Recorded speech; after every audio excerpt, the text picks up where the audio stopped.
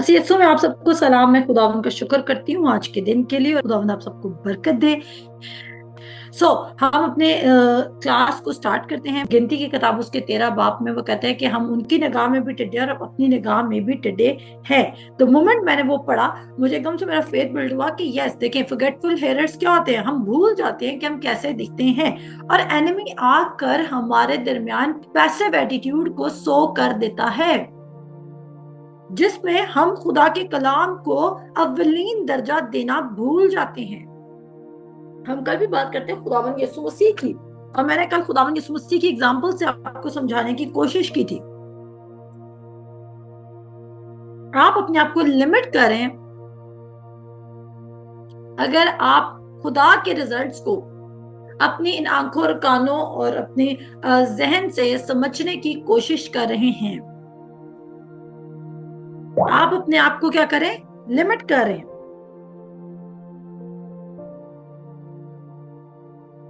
आप ये बात अंडरस्टैंड नहीं करे कि उसने आपको सिर्फ एक ही काम का है कि meditate in my word day and night. ये बात मैं भी अच्छे से जानती हूँ, ये बात आप भी अच्छे से जानते हैं कि हम में से कोई भी मुसलसल बाइबल के अंदर नाक डाल के नहीं बैठ सकता। हम जाहिर बात है मुसलसल तो नहीं बाइबल पढ़ सकते, क्योंकि चले मैं तो जॉब नहीं करती, लेकिन मैं किंगडम का बिजनेस करती हूँ। मुझे बहुत सारी कॉल्स, इन लोगों से बातें करनी होती हैं, और भी बड़े सारे काम मुझे करने होते हैं। लेकिन आप सब घर से बाहर निकलते हैं, नौकरी करते हैं, खाने भी पकाने होते हैं, बच्चों को भी देखना होता है, और बहुत सारे और काम आप लोगों ने करने होते हैं। अब गौर कीजिए, मेडिटेट का मतलब, अगर आपको पिछली क्लासेस याद हो जिसमें मैं इनहेरिटेंस ऑफ गॉड पढ़ा रही थी, खुदा की विरासत, खुदा की तरफ से दिया गया मिरास में जब मैं पढ़ा रही थी, तो मैंने आपको बताया था मेडिटेट करने का क्या मतलब है। खुदा के कलाम को बोलना। शैतान आपको कहेगा यू आर अ फेलियर, तुम शिकस्त याफ्ता हो। आप उसको क्या जवाब देंगे? शैतान, मैं तेरी बात को रिसीव नहीं करता, क्योंकि खुदा के कलाम में लिखा है। यीशु मसीह की तरह जवाब देंगे आप। यीशु मसीह की तरह आप जवाब देंगे। किसकी तरह जवाब देंगे?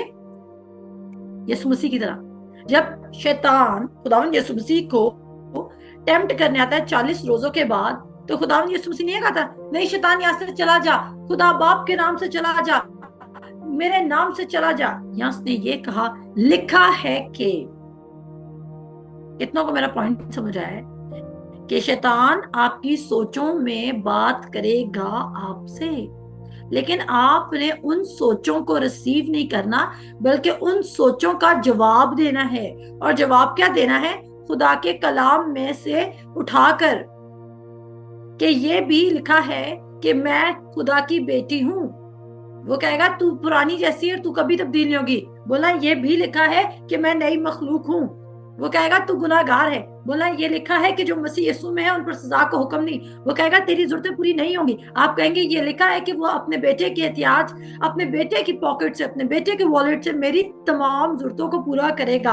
वो कहेगा ये भी लिखा है कि तू, वो कहेगा तू बीमार है। आप कहेंगे नहीं, ये लिखा है कि उसी के मार खाने से मैं शिफा पा चुकी हूँ। वो कहेगा ये लिखा है कि तू कभी कामयाब नहीं होगी। आप ये बोलें कि ये भी लिखा है कि वो मुझे कभी हरगिज शर्मिंदा नहीं होने देगा। आमीन। शैतान से बात करें। अगर आप अपने अल्फाजों को अपने कानों में नहीं डालेंगे, तो फिर वो अपने अल्फाजों को आपके कानों में डालेगा। वो क्या करेगा? वो फिर अपनी थॉट आपके माइंड में डालेगा। वो आपको कहेगा यू आर 32। आप क्या करोगी? तो आप क्या जवाब देंगे आगे से? वो मेरी जवानी को नया करता है। वो कहेगा कि मिनिस्ट्री एक्सपैंड नहीं होगी। आप बोलेंगे ये खुदा का काम है, मेरा काम नहीं है। खुदा अपने काम को बढ़ाना जानता है। वो कहेगा तुम उदास हो, तुम डिप्रेस्ड हो। आप कहेंगे नहीं, खुदा का कलाम कहता है कि हमेशा खुश रहो, उसमें खुश रहो। वो कहेगा अपने मेंटर की बात ना सुनो, वो गलत कह रहे तुम्हें। आप कहेंगे नहीं, कलाम में लिखा है कि नसीहत को सुन उसकी जो तुझ पर मेहनत करता है, बजाय कि आप नेगेटिव फीलिंग्स को, बुरे ख्यालात को, बुरे तजर्बात को अपने दिल में आने देंगे, आप खुदा के कलाम को स्पीक करना शुरू करेंगे। वो आपको दिखाएगा जो दुनिया के साथ है वो तुम्हारे साथ भी हो सकता है। आप कहेंगे नहीं, खुदा मेरा गुजर मौत की साया की वादी से क्यों ना हो, मैं किसी बला से ना डरूंगा। वो कहेगा तेरे साथ भी कोई हादसा हो सकता है। आप कहेंगे नहीं, मेरे साथ नहीं हो सकता, क्योंकि उसने मेरी बाबत फरिश्तों को हुक्म दिया हुआ है कि मेरी सब राहों में मेरी हिफाजत करें। वो कहेगा कलाम सुनने से कुछ नहीं होगा।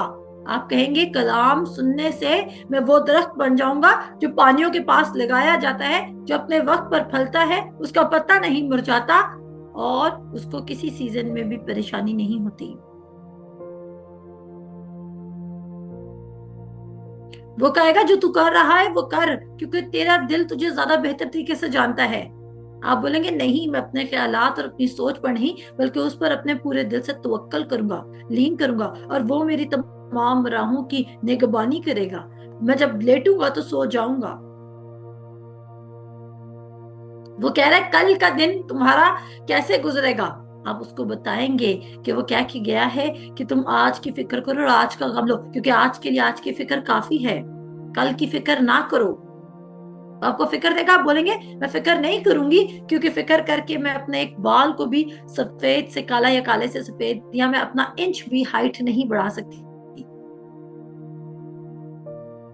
वो आपको परेशानी देगा, आपके दिल को एकदम डराएगा। आप बोलेंगे मैं खुदा यीशु मसीह जो कह के गया कि let not your heart be troubled, मैं उस पर खड़ा रहूंगा। क्या आप शैतान से इस तरह बात कर रहे हैं जब आपको सोच दे रहा है? क्या आप उसको रिवर्स में जवाब दे रहे हैं? अगर आप उसको रिवर्स में जवाब नहीं दे रहे तो आप उसके वर्ड्स को रिसीव कर रहे हैं। मैं रिपीट करूंगी, अगर आप शैतान को रिवर्स में उल्टा जवाब नहीं दे रहे जो खुदा के कलाम में लिखा है, तो फिर आप उसके वर्ड्स को रिसीव कर लेंगे। क्या यीशु मसीह शैतान को इग्नोर करके आगे नहीं जा सकता था? क्या यीशु मसीह शैतान को इग्नोर करके जा नहीं सकता था? उसने बोला मेरे साथ निकालें जल्दी से मत्ती की इंजील उसका 4 बाब, और यहाँ पे लिखा है यीशु की आजमाइश। 3 आयत से पढ़ी। और आजमाने वाले ने पास आकर उससे कहा अगर तू खुदा का बेटा है तो फरमा के ये पत्थर रोटियां बन जाए। बहुत सारे प्रीचर्स कहते हैं कि शैतान फिजिकली यीशु मसीह के पास आया था, लेकिन मेरे ख्याल से वो ख्यालात में खुदा यीशु मसीह के पास आया था। मैं ये मान रखती हूँ कि जैसे शैतान हमारे पास आता है ख्यालात में, वैसे ही वो यीशु मसीह के पास गया था। हम में से कितने हैं जिनको शैतान दरवाजे पे आके कहेगा हाय आई एम सेटन, आज मैं तुम्हारा दिन बर्बाद करूंगा, तुम्हारे घर में झगड़ा कराऊंगा, फसाद कराऊंगा, तुम्हारा नुकसान कराऊंगा। आप कहेंगे आ जाओ आ जाओ अंदर आ जाओ, प्लीज मैं आपको रिक्वेस्ट करती हूँ कि आप ऐसा ना करना। कोई ऐसा करेगा? या द मोमेंट आपको पता चलेगा शैतान मेरे घर में घुसने आ रहा है, आप उसका क्या करेंगे? आप अपना डोर को लॉक कर देंगे, उसको धक्के देके निकाल देंगे। ऐसा ही है। तो हम क्या बात करें, अगर हमें पता हो कि शैतान आ रहा है तो हम कभी भी उसको एक्सेप्ट नहीं करेंगे। लेकिन अगर हमें पता हो शैतान नहीं है, कोई शख्स है, कोई यूट्यूब का प्रोग्राम है, कोई टीवी का प्रोग्राम है, या कोई बॉडी का सिम्टम है, या हमारा बैंक अकाउंट आज हमसे स्पीक कर रहा है कि तुम्हारे पास चीजों की कमी है, तो हम उसका रिटर्न में क्या करेंगे, रिवर्स में क्या करेंगे? हम कहेंगे हाँ जी ये सच तो है ना, ये सच तो है। स्पीक करें, अपने बैंक अकाउंट से स्पीक करें कि मेरे पास बहुत दौलत है। और यहाँ पे क्या लिखा है कि अगर तू खुदा का बेटा है तो फरमा के ये पत्थर रोटियां बन जाए। फरमा, बोल के ये पत्थर क्या बन जाए? रोटियां बन जाए। यीशु मसीह का जवाब सुने। यीशु मसीह उसको इग्नोर करके आगे चला जाता, क्या था? कहता है उसने जवाब दिया, यीशु मसीह कहता है ऐ शैतान मुझसे दूर हो। कह सकता था कि नहीं कह सकता था? उसने पतरस को भी तो कहा था ना। आपने देखा, नोट किया, जब इवन उसने पतरस को भी कहा शैतान मुझसे दूर हो, तो उसने पूरी बात एक्सप्लेन की। उसने बोला क्योंकि तू जिस्मानी बातों के ख्यालात में है और खुदा की बादशाहत के ख्यालात में नहीं है। एक्सप्लेन किया उसने कि नहीं किया? किया। यहाँ पर क्या लिखा है? उसने जवाब में कहा, लिखा है कि आदमी सिर्फ रोटी ही से जीता ना रहेगा, बल्कि हर बात से जो खुदा के मुंह से निकलती है। अब शैतान को पता चल गया, भाई इसने तो मुझे जवाब दे दिया कलाम के मुताबिक। आगे चलते हैं, थोड़ी देर बाद इब्लीस ने फिर खुदा यीशु मसीह के जहन में ख्याल रहा। तब इब्लीस उसे मुकद्दस शहर में ले गया और हैकल के कंकर पर खड़ा करके उससे कहा कि अगर तू खुदा का बेटा है तो अपने ताई नीचे गिरा दे, क्योंकि लिखा है कि तेरी बाबत अपने फरिश्तों को हुक्म देगा कि वो तुझे अपने हाथों पर उठा लेंगे। वो देखिए किसको यूज कर रहा है, यीशु मसीह को कंफ्यूज करने के लिए। किसको यूज कर रहा है? खुदा के कलाम को।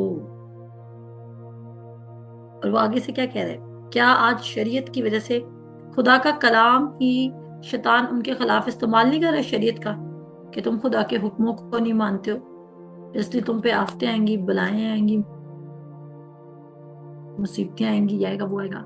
ऐसा है कि नहीं है? और यहाँ पे यीशु मसीह का जवाब देखिए,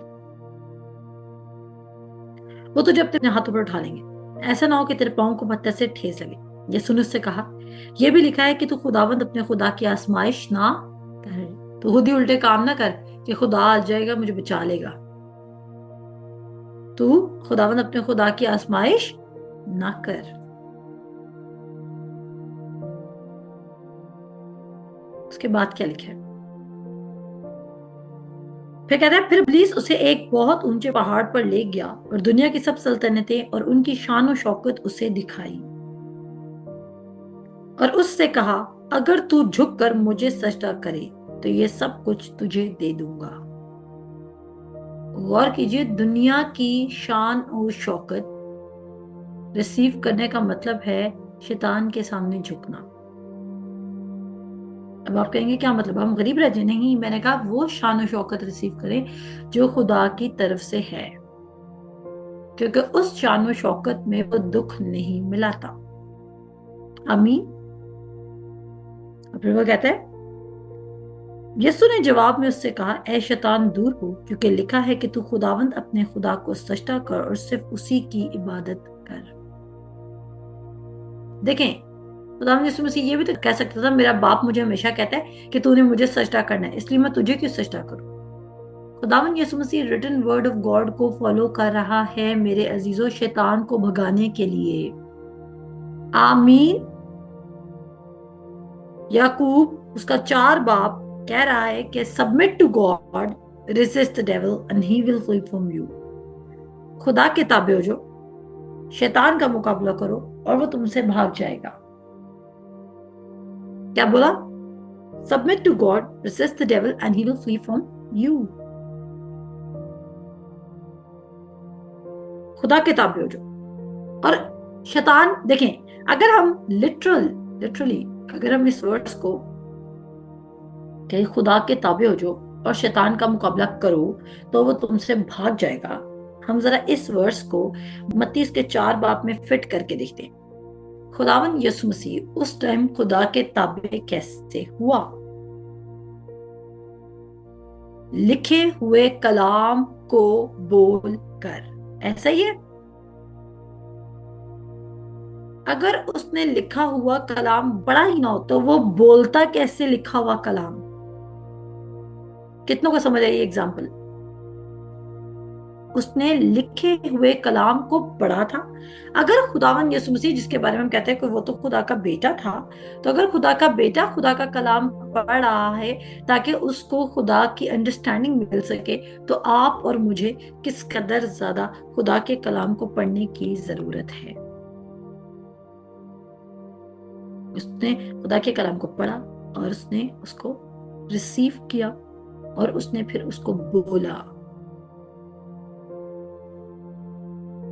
और शैतान क्या हुआ? आगे लिखा है, यीशु ने कहा है, शैतान दूर हो, क्योंकि लिखा है कि खुदावंद अपने खुदा को सजदा कर और सिर्फ उसी की इबादत कर। तब इब्लीस, सुनिएगा, तब इब्लीस उसके पास से चला गया। कब इब्लीस उसके पास से चला गया? जब वो खुदा के ताबे हुआ। आमीन। क्या खुदावंद यीशु मसीह पैसिव हुआ? यीशु मसीह ने क्या किया? जंग की, हाथों से कुश्ती की।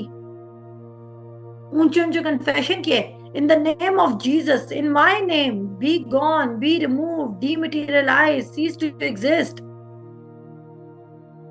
यीशु मसीह ने ऐसा कुछ भी नहीं किया। यीशु मसीह ने सिर्फ लिखे हुए कलाम की तरफ पॉइंट आउट किया। आप में से बहुत सारे आज खुदा से पूछ रहे हैं, खुदा मैं क्या करूं? मैं आपको, हाँ, मुझे खुदा ने बात बताई एक, बताऊं आपको, शाम की बात है। खुदा ने मुझे बोला, बहुत लोग कह रहे खुदा तू हमसे स्पीक कर, खुदा हमसे स्पीक कर, और हम कोई स्पेशल या स्पेसिफिक वर्ड का वेट कर रहे हैं, लेकिन जो लिखा हुआ कलाम है हम उसको वो तरजीह नहीं दे रहे जो हमें देनी चाहिए। ऐसा है कि नहीं है? और आज ये वर्ड आप सबके लिए है कि खुदा ने मुझसे स्पीक किया। खुदा ने बोला स्पेशल वर्ड का वेट करने के बजाय ये जो रिटन वर्ड ऑफ गॉड है उसका यकीन करो। स्पेशल वर्ड ऑफ गॉड या specific word of God receive करने से पहले जो रिटन वर्ड ऑफ गॉड है, जो लिखा हुआ कलाम है, उसको मानना शुरू करें, उसके मुताबिक चलना शुरू करें, उसको रिसीव करना शुरू करें, उसको डेली स्टडी में ऐड करना शुरू करें, तब खुदा आपसे बोलना शुरू करेगा। इसके और मजे की बात है, खुदा के बाहर से नहीं बोलेगा, खुदा इसी के थ्रू बोलेगा। और फिर क्या कहते हैं? कहता तब इब्लीस उसके पास से चला गया और देखो फरिश्ते आकर उसकी खिदमत करने लगे। दोनों चीजें प्रूव हो गई हैं कि शैतान आकर आपको सोच देगा, आप खुदा का कलाम इस्तेमाल करके उसको भगा सकते हैं, और फरिश्ते आपकी खिदमत करने इस जमीन पर आ सकते हैं। ये बात भी प्रूव होती है। आमीन। ये बात प्रूव हो रही है कि नहीं हो रही खुदा के कलाम से? ऑल्दो हमारा टॉपिक पैसिविटी है, लेकिन ये भी तो बात क्लियर हो रही है ना कि अगर आपकी मदद के लिए कोई नहीं उठेगा तो फरिश्ते, लाखों लाख फरिश्ते आपकी खिदमत करने के लिए आएंगे, क्योंकि जैसा खुदावंद यीशु मसीह है वैसे आप हैं इस जमीन पर।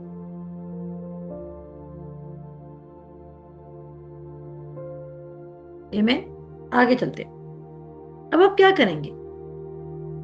बहुत सारे लोग, मेरा बड़ा तजर्बा है लोगों के साथ, पर ऐसे नहीं मैं चर्च की फेलोशिप छोड़ के बैठी थी, क्योंकि मैंने चर्च की फेलोशिप इसलिए छोड़ी, मैं चर्च जाने के खिलाफ नहीं हूं, अगर कोई चर्च जाता है मैं उसको कभी डिस्करेज नहीं करूंगी। जो कोई चर्च जाते हैं अच्छी बात है, जाएं। जब केसीपीएच का चर्च बन जाएगा और फिर अगर आप किसी गलत चर्च के अंडर बैठेंगे तो फिर मैं आपको जरूर पूछूंगी। अब सुनिएगा, जब हम खुदावंद यीशु मसीह की बात कर रहे होते हैं या हम खुदावंद यीशु मसीह की एग्जाम्पल को कोट कर रहे होते हैं, तो अक्सर लोग कहते हैं वो तो खुदा का बेटा था ना, इसलिए वो ये सब कुछ कर सका। कैसी अजीब बात है। हम कहते हैं वो खुदा का बेटा था इसलिए वो ये सब कुछ कर सका। तो सवाल मेरा ये पैदा होता है, तो फिर आप खुदा के क्या हैं? अगर वो खुदा का बेटा था और वो सब कुछ कर सकता था, तो क्या आप खुदा के बेटे और बेटियां नहीं हैं? आमीन। आमीन। अगर वो खुदा का बेटा था और वो सब कुछ कर सकता था और उसके पास सारा इख्तियार था, तो क्या आप खुदा के बेटे और बेटियां नहीं हैं? और क्या आपके पास यीशु मसीह के नाम का इख्तियार नहीं है? और क्या आप सब कुछ कर नहीं सकते उसके वसीला से जो आपको ताकत बख्शता है? अब बड़ा इजीली कंफ्यूज हो सकते हैं।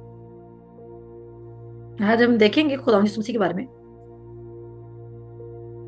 मेरे साथ निकालें आप जल्दी से लूका की इंजील, उसका 2 बाब, और हम देखेंगे कि खुदावंद यीशु मसीह हैकल में जाते हैं अपने पेरेंट्स के साथ एक ईद की सेलिब्रेशन के लिए, और वो 12 साल के हैं। और जब वो 12 साल के हैं तो वो वहीं पे रह जाते हैं, और उनकी वालदा साहिबा ढूंढते ढूंढते ढूंढते ढूंढते, उनके जो पेरेंट्स हैं उनको ढूंढते ढूंढते 3 दिन का सफर भी तय कर लेते हैं। और वो 3 दिन के सफर के बाद उनको पता चलता है, 3 दिन का सफर तय करते हैं और बाद में उनको पता चलता है कि उनका बेटा उनके साथ है ही नहीं। और फिर वो दोबारा हैकल का रुख करते हैं, टेम्पल का रुख करते हैं कि खुदावंद यीशु मसीह को रीच आउट करें। और जब वो खुदावंद यीशु मसीह को रीच आउट करते हैं तो वो बड़े पैनिक में होते हैं, वो खुदावंद यीशु मसीह को डांटते हैं। तो खुदावंद यीशु मसीह इवन तब भी पैसिव एटीट्यूड नहीं रखता है। वो 12 साल का भी है, तो भी वो खुदा के कलाम में कोई कॉम्प्रोमाइज नहीं करता। कितने साल का है? 12 साल का। यहाँ पर क्या, यीशु को हैकल में पेश किया जाता है। अच्छा जी, उसके बाद यहाँ पे कहता है, उसकी माँ और बाप हर बरस ईद फसह पर यरूशलेम को जाया करते थे। और जब वो 12 बरस का हुआ, सुनते जाइएगा इन्फॉर्मेशन, जब वो 12 बरस का हुआ तो वो ईद के दस्तूर के मुवाफिक यरूशलेम को गए। और जब वो उन दिनों के पूरा करके लौटे तो वो लड़का यीशु यरूशलेम में रह गया। यीशु लड़का जब था वो किधर रह गया? यरूशलेम में ही रह गया।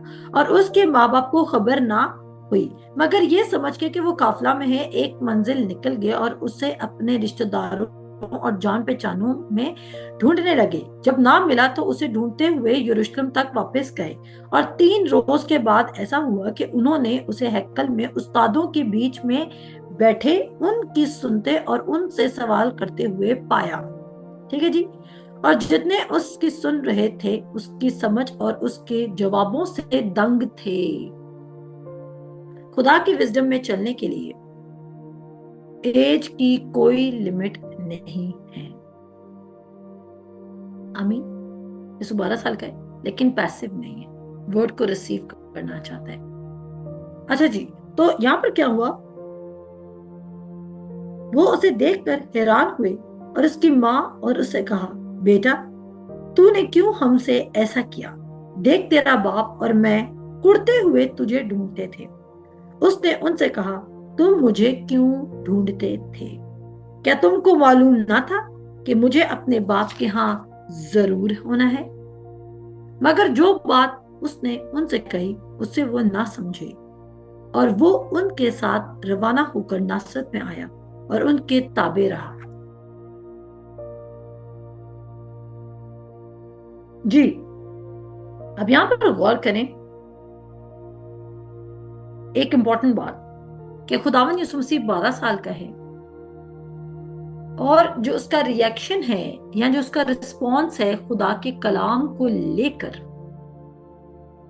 वो एक सीरियस लिसनर वाला है। उसका जो रिस्पॉन्स है खुदा के कलाम को लेकर वो रिसीविंग और अंडरस्टैंडिंग हार्ट वाला है। ऐसा शख्स जो खुदा के कलाम में इंटरेस्टेड है, जो खुदा के कलाम को सुनना चाहता है। अब मैंने आपको क्या बताया कि वो 12 साल का भी है तो भी वो पैसिव एटीट्यूड के साथ चल नहीं रहा और वो किसी भी लेवल पर कॉम्प्रोमाइज नहीं कर रहा। इमेजिन कीजिए आपने एक प्लेन कपड़ा खरीदा जिसपे कोई पैटर्न नहीं बना हुआ। ठीक है, उस पर कोई पैटर्न, कोई फ्लावर, कोई स्ट्राइप्स, कुछ भी नहीं बना। वो कुछ सादा कपड़ा है, उस पर कोई डिजाइन नहीं बना। आपने वो खरीदा और कोई आपसे पूछता है इसका रंग क्या है, आप कहते हैं काला भी और सफेद भी है। काला भी है और सफेद भी है। पूछने वाला आपसे पूछेगा कि क्या काले फूल बने हैं या सफेद फूल बने? आप कहेंगे नहीं, काला भी है सफेद भी, बना तो कुछ भी नहीं। आप कहेंगे, वो कहेगा काला और सफेद दोनों है तो उसका मतलब है ग्रे होगा, क्योंकि काला भी है और सफेद भी है, कोई ऐसा कलर नहीं है। ऐसा है कि नहीं है? काला भी है और सफेद भी है, ऐसा कोई कलर है? समझ आई कि नहीं आई? आप कपड़ा खरीदते हैं लेकिन जब आपसे कोई रंग पूछता है तो आप कहते हैं काला भी है और सफेद भी है। देखने वाला कहता है कि या तो काला होगा या तो सफेद होगा या तो ग्रे होगा या तो सफेद का कोई शेड होगा, क्रीम होगा, बेज होगा या कुछ इस तरह होगा। लेकिन ये काला भी और सफेद भी, ऐसा तो कोई कलर नहीं है। इसी तरह आपको अपने दिमाग में एक बात बिठाने की जरूरत है कि बेतकादी भी है और इत्तेकाद भी है, ऐसी भी कोई चीज नहीं है। आमीन। आपके दिल में एक ही वक्त में बेतकादी भी हो और इत्तेकाद भी हो, ऐसी भी कोई चीज नहीं है।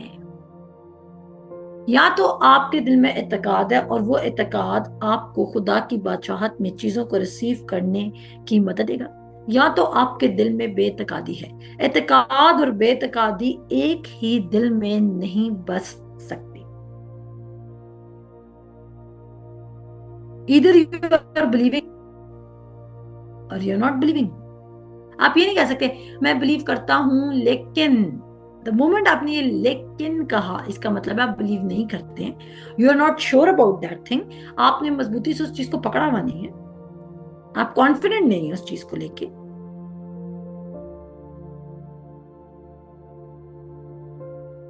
आप क्या कहेंगे? लेकिन जैसे काला और सफेद दोनों हैं, ये कोई चीज नहीं। उस तरह इत्तेकाद और बेतकादी दोनों इकट्ठे हों, ये भी कोई चीज नहीं। वो कहता है गलतियों का हाथ मेरे साथ निकाले जरा। गलतियों इसका 5 बाप उसकी 9 आयत। गलतियों का खत उसका 5 बाप उसकी 9 आयत। थोड़ा सा खमीर, सुनिएगा, जब आप शैतान की छोटी सी सोच को भी अलाउ कर रहे ना, आप खुदा को सीख करने में पैसिव नहीं हो सकते।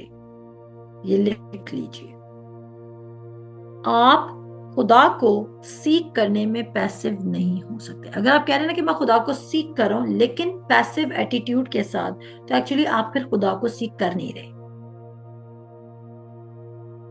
क्योंकि फिर आप बहुत सारी और चीजों को एक्सेप्ट कर रहे होंगे जो खुदा की तरफ से नहीं होंगी। पैसिव एटीट्यूड के साथ आप खुदा को सीख नहीं कर सकते। वो कहता है थोड़ा सा खमीर सारे गुंदे हुए आटे को खमीर करता है।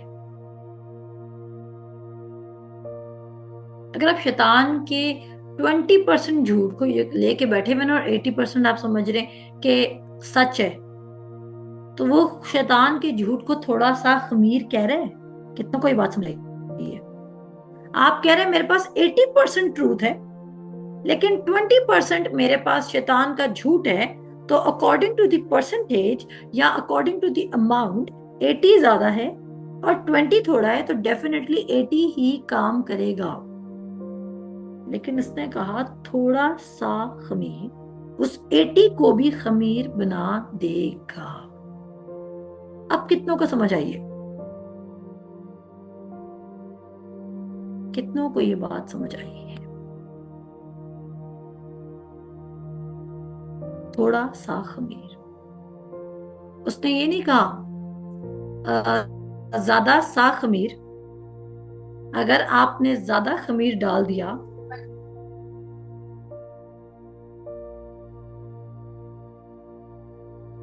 ये बात नहीं उसने कहा कि अगर आपने ज्यादा सा खमीर डाल दिया और थोड़ा आटा ले लिया तो ज्यादा खमीर हो जाएगा। नहीं, उसने कहा कि थोड़ा सा खमीर ज्यादा आटे को खराब कर देगा।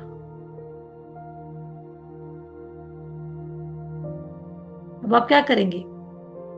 उस थोड़े से खमीर को देखें कि शैतान ने आपकी जिंदगी में वो थोड़ा सा खमीर क्या डाला है।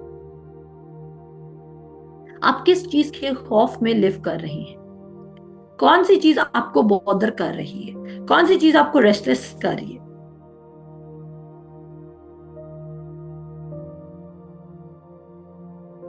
थोड़ा सा खमीर सारे गुंदे हुए आटे को खमीर कर देता है।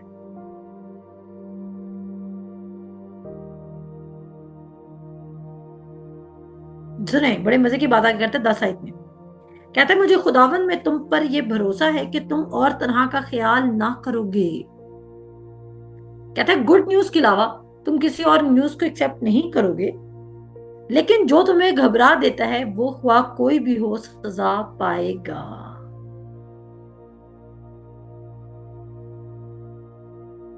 और आपके लिए उसने, जो आपके अगेंस्ट लोग खड़े थे उनके लिए उसने सजा रखी हुई है।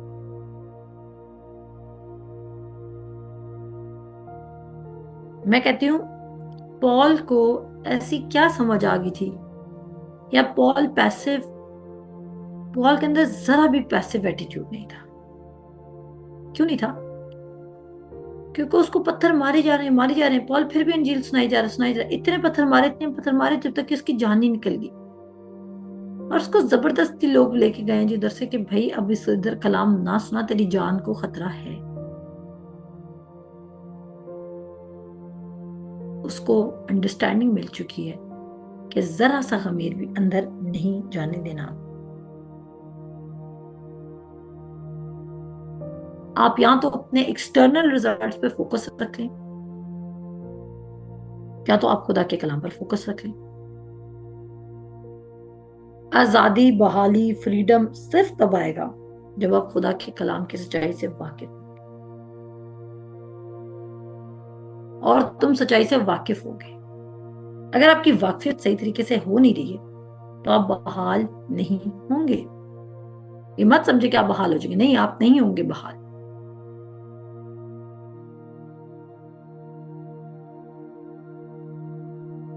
कितनों को ये बात याद है कि चले आए मेरे साथ यूहन्ना की इंजील, उसका 3 बाब उसकी 16 आयत। यूहन्ना की इंजील उसका 3 बाब और उसकी 16 आयत निकाल लीजिए मेरे साथ।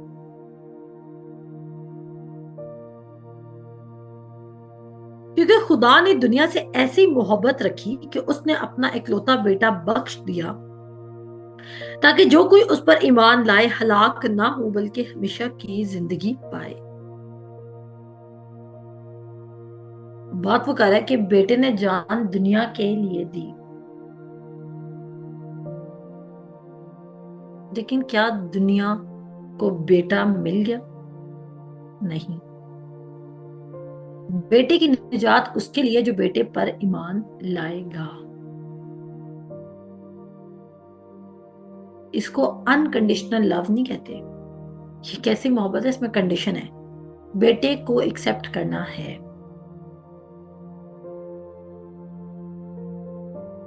और मैं क्या कह रही हूं, बेटे को एक्सेप्ट करना है। जितने लोग खुदा के सामने खुद से बहुत हीरो बनने की कोशिश कर रहे थे ना, वो बेटे को निकाल रहे थे निजात में से। और जो कोई बेटे को निकालता है, बाप उसको रखता नहीं है। आमीन। जो कोई बेटे को निकालेगा, बाप उसे नहीं रखेगा, क्योंकि बाप बेटे के थ्रू आपको कबूल कर रहा है। और मजे की बात है, निजात के लिए भी आपको यीशु मसीह को अपनी होशो हवास में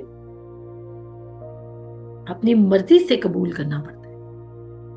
ऐसा ही निजात के लिए आपको खुदा यीशु मसीह को अपनी मर्जी से कबूल करना पड़ता है। खुदा का पाकरू इतना जेंटल है कि वो कभी जोर जबरदस्ती से आपकी जिंदगी में काम नहीं करेगा, क्योंकि उसने कभी खुदा यीशु मसीह को भी कंट्रोल नहीं किया। क्या कभी ऐसा हुआ खुदा यीशु मसीह ने कहा मुझे पता ही नहीं चला और खुदा बाप ने मुझसे ये काम करवा दिया? वो बाप को सुनता है और फिर उस पर एक्ट करता है। बाप उसे ये नहीं कि जबरदस्ती, यीशु को पता नहीं था। एक दिन यीशु लेटा लेटा हवाओं में उड़ रहा है और जायरस के घर में पहुंच जाता है उड़ता उड़ता। वो अपने मुंह से जवाब दे रहे हैं। बहुत सारे लोगों को गैर जुबान मिलती है, वो अपना कंट्रोल लूज कर देते हैं। वो कहते हैं हमें पता ही नहीं चला हमारे साथ क्या। ऐसा कुछ भी नहीं है। जब आपको गैर जुबान मिलती है, फरिश्तों की जुबान मिलती है, तब आपको पता चल रहा था कि आप क्या कर रहे हो। पूरे होश में, सेंसेस में थे आप।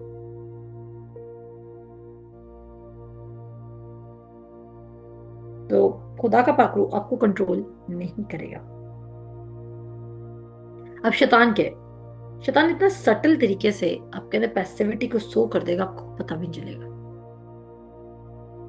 वो आपका फोकस उन 99 दरख्तों से हटाकर उस एक दरख्त पर सेट कर देगा जो आप खाने से खुदा ने मना किया है। आमीन। ऐसा है कि नहीं है? वो जो 99 दरख्त खुदा ने खाने को बोले थे आदम और हवा को, मैं तो ऐसी 99 कह रही थी आपको बात समझ आ सके।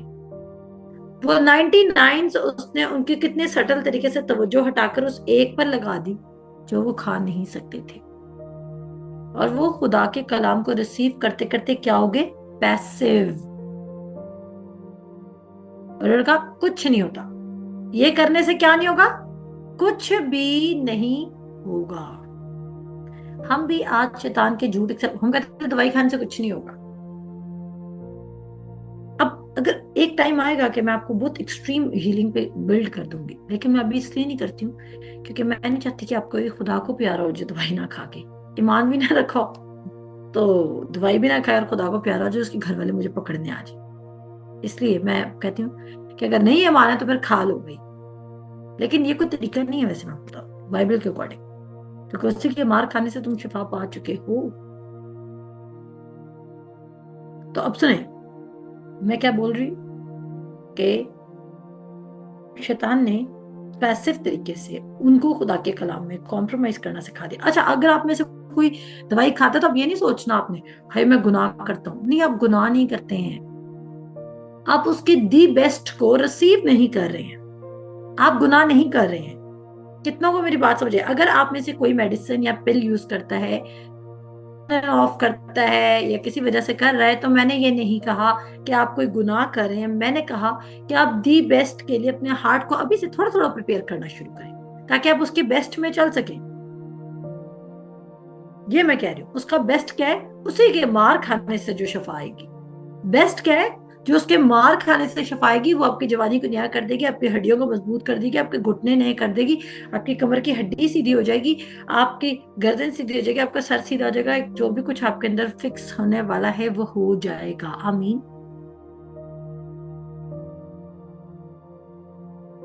जो भी कुछ आपके अंदर फिक्स करना है वो हो जाएगा, लेकिन उसके मार खाने से वो ज्यादा अच्छा होगा।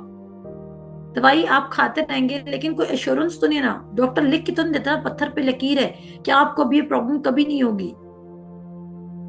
डॉक्टर ये नहीं कहता, वो कहता है इससे आप बेहतरी आएगी, ये पेन किलर के तौर पे काम करेगा। तो आप क्या कर सकते हैं? आप अपना ऐसे से इंप्रूव करेंगे ना, ऐसे से अपने आप को मोस्ट होली फेथ पे बिल्ड करेंगे, तो ऐसे से हम दवाई की तरफ से हटके हम अपने आप को इस ट्रूथ में एस्टेब्लिश करना शुरू करेंगे। आज जैसे खुदा यीशु मसीह के पास अथॉरिटी, वैसे आपके पास भी अथॉरिटी है, सेम अथॉरिटी, क्योंकि जैसा खुदा यीशु मसीह वैसे आप हैं इस जमीन पर। लेकिन आप ये बिलीव कर सकते हैं कि आप ये मेडिसिन खाना छोड़ देंगे और अपनी टोटल हीलिंग जो खुदा की तरफ से जो आपके अंदर मौजूद है उसको रिसीव करना शुरू करेंगे। तो ये कैसे पॉसिबल होगा? उसके वर्ड पर कॉन्स्टेंटली मेडिटेट करने से। अगर आप सीजनल चीजों को रिसीव, ये भी शैतान ने हमारे दिमाग में डाला हुआ है कि अगर हम सही ठंडा पानी पी लेंगे या ये कर लेंगे तो हमारा गला खराब हो जाएगा।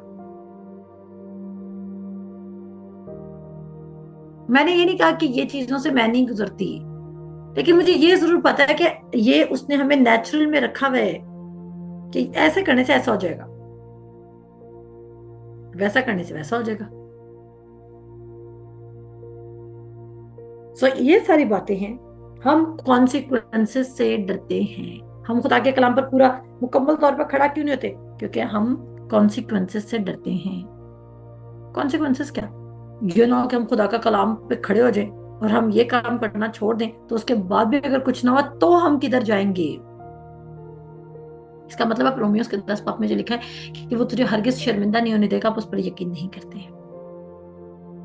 मैंने कल अपनी एग्जाम्पल दी थी ना, कल मैं आप लोगों को अपनी गवाही दे रही थी कि मैंने अपनी जिंदगी में एक डिसीजन ली थी, बहुत सारी चीजें मैंने जो तय की कि मैं मेडिसिन नहीं लूंगी, मैं इन चीजों पे कायम रही